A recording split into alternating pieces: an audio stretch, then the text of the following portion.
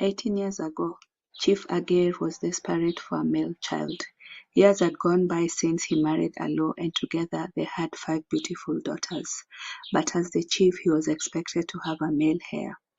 If he did not have a male child, the chiefdom would go to the neighboring village, something his father had begged him to never let happen. One day during his usual evening walks, he heard a whisper, "Agir, I can give you a son." Shocked, Chief Agir turned to look at who uttered those words. "Agir, I am Nyayamo, and I can give you a son." "Yamo? How is it possible that the wind can talk?" Chief Agir thought to himself. "And how can you give me a son?" "All I need is for you to say yes and leave the rest to me," Chief Agir heard a whisper once again.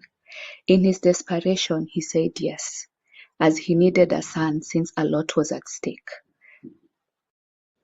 "Very well then, kneel down and agree to the terms, that when the boy comes of age, he will marry a girl of my choosing," said Nyayamo. Chief Agir knelt down and agreed to the terms. 9 months later, Alo had a baby boy who they named Telo. Telo grew up to be a very handsome and charming young man. When it was time for him to get married, the village elders settled on Akinyi. Negotiations had started when Nyayamo whispered to Chief Agir that it was time for Telo to marry a girl of her choosing. Chief Agir tried negotiating with Nyayamo, but Nyayamo was adamant. Chief Agir made a stand that Telo would not marry any other girl other than Akinyi. The following day, chaos descended on the village. A wind so fierce destroyed a huge part of the village and unfortunately also killed Akinyi. I hope you now understand the importance of keeping your word. Do not make me take another life, Nyayamo hissed at Chief Agir. A few weeks later, an old man came to see Chief Agir, requesting for a private meeting.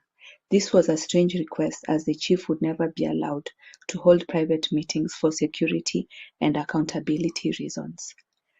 "Meet him, he is my messenger," Chief Agir heard Nyayamo's voice. Chief Agir dismissed everyone in the court and held a meeting with the old man. The old man instructed that Telo would marry Akoth, the daughter of Omondi from the Munara village. She too is a daughter of the wind, and they were to get married within the next 6 months. Omondi from Munara was a known and fierce warrior in his youth and a wealthy man from the nearby chiefdom. Therefore, selling this proposal to the village elders was not going to be difficult for Chief Agir.